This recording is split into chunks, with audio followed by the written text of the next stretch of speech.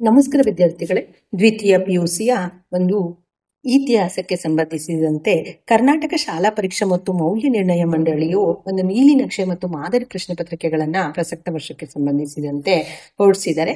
ಈ ಒಂದು ಮಾದರಿ ಪ್ರಶ್ನೆ ಪತ್ರಿಕೆಗೆ ಸಂಬಂಧಿಸಿದಂತೆ ಯಾವ ರೀತಿಯಾಗಿ ನಿಮಗೆ ಪ್ರಶ್ನೆಗಳನ್ನ ಕೇಳ್ತಾರೆ, ಯಾವ ಯಾವ ಅಧ್ಯಾಯಕ್ಕೆ ಸಂಬಂಧಿಸಿದಂತೆ ಎಷ್ಟೆಷ್ಟು ಅಂಕಗಳನ್ನ ನಿಮಗೆ ನಿಗದಿ ಮಾಡಿದರೆ, ಜೊತೆಗೆ ಎಷ್ಟೆಷ್ಟು ಪ್ರಶ್ನೆಗಳು ಯಾವ್ಯಾವ ರೀತಿಯಾಗಿ ಪ್ರಶ್ನೆಗಳನ್ನ ಕೇಳ್ತಾರೆ ಅನ್ನುವಂಥದ್ದನ್ನ ಈ ಒಂದು ಬ್ಲೂ ಪ್ರಿಂಟಿನಲ್ಲಿ ನಿಮಗೆ ರೆಫರ್ ಮಾಡ್ಲಿಕ್ಕೆ ಕೊಟ್ಟಿರ್ತಾರೆ. ಸೊ ನೀವು ಇವುಗಳನ್ನ ಗಮನಿಸ್ಬಿಟ್ಟು ಸರಿಯಾಗಿ ಅಭ್ಯಾಸವನ್ನ ಮಾಡಬೇಕಾಗುತ್ತೆ.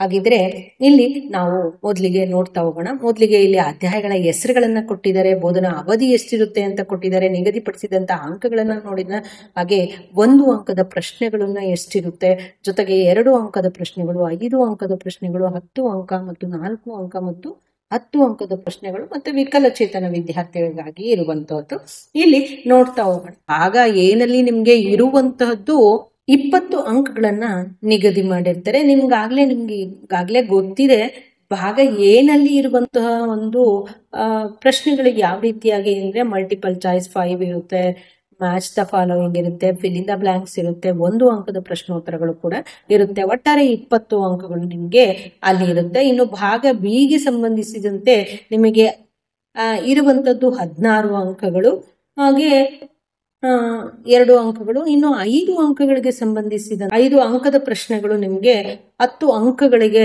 ಇರುತ್ತೆ. ಹಾಗೆ ಇನ್ನು 10 ಅಂಕದ ಪ್ರಶ್ನೆಗಳು ಅಂತಂದ್ರೆ ಇಲ್ಲಿ 20 ಅಂಕಗಳಿಗೆ ಇರುತ್ತೆ. ಹಾಗೆ ಮುಂದೆ 4 ಅಂಕದ ಒಂದು ಪ್ರಶ್ನೆಗಳು ಅಂದ್ರೆ ಕಾಲಾನುಕ್ರಮದಲ್ಲಿ ವಿವರಿಸಿ ಬರೆಯಿರಿ ಅಂತ ಕೊಡ್ತಾರಲ್ಲ, ಅದು 4 ಅಂಕಗಳಿಗೆ ಇರುತ್ತೆ. ಇನ್ನು 10 ಅಂಕದ ಒಂದು ಪ್ರಶ್ನೆ ಇರುತ್ತೆ, ಅದಕ್ಕೆ 10 ಅಂಕ ನಿಮಗೆ ಕೊಡಲಾಗುತ್ತೆ.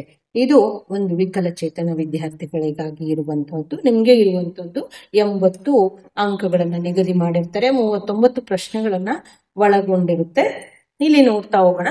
ಪೀಠಿಕಾ ಅಧ್ಯಾಯಕ್ಕೆ ಸಂಬಂಧಿಸಿದಂತೆ 1 ಅಂಕದ ಒಂದು ಪ್ರಶ್ನೆ ಇರುತ್ತೆ, 2 ಅಂಕದ 2 ಪ್ರಶ್ನೆಗಳನ್ನ ಒಳಗೊಂಡಿರುತ್ತೆ. ಸೊ ಇದು 4 ಅಂಕ, ಇದು 1 ಅಂಕ, ಟೋಟಲ್ 5 ಅಂಕಗಳು. ಇನ್ನು ಶಿಲಾಯುಗ ಮತ್ತು ಲೋಹಯುಗ ಅನ್ನುವಂಥದ್ದಕ್ಕೆ 2 ಅಂಕಗಳು ಇರುತ್ತೆ.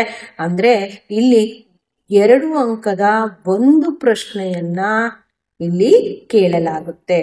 ಇನ್ನು ಸಿಂಧೂ ನಾಗರಿಕತೆಗೆ ಸಂಬಂಧಿಸಿದೆ 4 ಅಂಕಗಳು ಇರುತ್ತೆ. ಅಲ್ಲಿ 4 ಅಂಕಗಳು ಅಂದ್ರೆ 1 ಅಂಕದ 2 ಪ್ರಶ್ನೆಗಳನ್ನ ನಿಮ್ಗೆ ಕೇಳ್ತಾರೆ, ಜೊತೆಗೆ 2 ಅಂಕದ ಒಂದು ಪ್ರಶ್ನೆಯನ್ನ ಇಲ್ಲಿ ನಿಮ್ಗೆ ಕೇಳಲಾಗುತ್ತೆ. ಅಂದ್ರೆ ನಿಮ್ಗೆ ಒಟ್ಟಾರೆ 4 ಅಂಕಗಳು. ಇನ್ನು ಪ್ರಾಚೀನ ಯುಗಕ್ಕೆ ಸಂಬಂಧಿಸಿದ 36 ಅಂಕಗಳಿರುತ್ತೆ. ಇಲ್ಲಿ 36 ಅಂಕಗಳಿಗೆ ಯಾವ ರೀತಿಯಾಗಿ ಕೇಳ್ತಾರೆ ಅಂದ್ರೆ 1 ಅಂಕದ 4 ಪ್ರಶ್ನೆಯನ್ನ ಕೇಳ್ತಾರೆ, 2 ಅಂಕದ 2 ಪ್ರಶ್ನೆ ಇರುತ್ತೆ, ಇನ್ನು 5 ಅಂಕದ ಒಂದು ಪ್ರಶ್ನೆ ಇರುತ್ತೆ, ಹಾಗೆ 10 ಅಂಕದ 2 ಪ್ರಶ್ನೆಗಳನ್ನ ಒಳಗೊಂಡಿರುತ್ತೆ, 4 ಅಂಕದ ಒಂದು ಪ್ರಶ್ನೆ, 10 ಅಂಕದ 2 ಪ್ರಶ್ನೆಗಳನ್ನ ಒಳಗೊಂಡಿರುತ್ತೆ. ಒಟ್ಟಾರೆ 36 ಅಂಕಗಳು ನಿಮಗೆ ನಿಗದಿಯಾಗಿರುತ್ತೆ. ಇನ್ನು ಮಧ್ಯಕಾಲೀನ ಯುಗ ಅನ್ನುವಂತಹ ಅಧ್ಯಾಯಕ್ಕೆ ಸಂಬಂಧಿಸಿದಂತೆ 25 ಅಂಕಗಳು. ಇಲ್ಲಿಯೂ ಕೂಡ ಅಷ್ಟೇ 1 ಅಂಕದ 4 ಪ್ರಶ್ನೆಗಳನ್ನ ಒಳಗೊಂಡಿರುತ್ತೆ, 2 ಅಂಕದ 2 ಪ್ರಶ್ನೆಗಳು, ಮತ್ತೆ 5 ಅಂಕದ ಒಂದು ಪ್ರಶ್ನೆ, ಮತ್ತೆ 10 ಅಂಕದ ಒಂದು ಪ್ರಶ್ನೆ ಇರುತ್ತೆ, ಇನ್ನು 4 ಅಂಕದ ಒಂದು ಪ್ರಶ್ನೆ ಇರುತ್ತೆ, ಹಾಗೆ ಮತ್ತು ಒಂದು 10 ಅಂಕದ ಪ್ರಶ್ನೆ ಒಳಗೊಂಡಿರುತ್ತೆ. ಹಾಗೆ ಮಧ್ಯಕಾಲೀನ ಭಾರತದ ಸಾಮಾಜಿಕ ಮತ್ತು ಧಾರ್ಮಿಕ ಸುಧಾರಣಾ ಚಳುವಳಿಗಳು ಅನ್ನುವಂಥದ್ದು 7 ಅಂಕಗಳನ್ನ ನಿಗದಿ ಮಾಡಿರ್ತಾರೆ. ಇಲ್ಲಿ 3 ಅಂಕದ್ದು ಒಂದೊಂದು ಅಂಕದ ಪ್ರಶ್ನೋತ್ತರಗಳು, 3 ಪ್ರಶ್ನೆ ಇರುತ್ತೆ. ಹಾಗೆ ಇಲ್ಲಿ 2 ಅಂಕದ 2 ಪ್ರಶ್ನೆಗಳನ್ನ ಕೇಳಿರ್ತಾರೆ. ಅಂದ್ರೆ ಇದು 4 ಅಂಕ ಮತ್ತೆ ಇದು 3 ಅಂದ್ರೆ 7 ಅಂಕಗಳು ಆಗುತ್ತೆ. ಇನ್ನು 36ನೇ ಆಧುನಿಕ ಯುಗ ಅನ್ನುವಂತಹ ಒಂದು ಅಧ್ಯಾಯಕ್ಕೆ ಸಂಬಂಧಿಸಿದಂತೆ 36 ಅಂಕಗಳಿರುತ್ತೆ.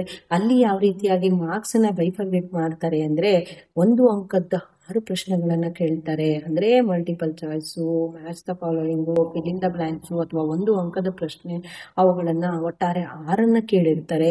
ಜೊತೆಗೆ 2 ಅಂಕದ ಪ್ರಶ್ನೆಯನ್ನ 3 ಕೇಳಿರ್ತಾರೆ, ಜೊತೆಗೆ 5 ಅಂಕದ 2 ಪ್ರಶ್ನೆಗಳನ್ನ ಕೇಳಿರ್ತಾರೆ, ಜೊತೆಗೆ 10 ಅಂಕದ ಒಂದು ಪ್ರಶ್ನೆ ಇರುತ್ತೆ, 4 ಅಂಕದ 2 ಪ್ರಶ್ನೆಯನ್ನು ಹೊಂದಿರುತ್ತೆ, 10 ಅಂಕದ 2 ಪ್ರಶ್ನೆಗಳನ್ನ ಹೊಂದಿರುತ್ತೆ.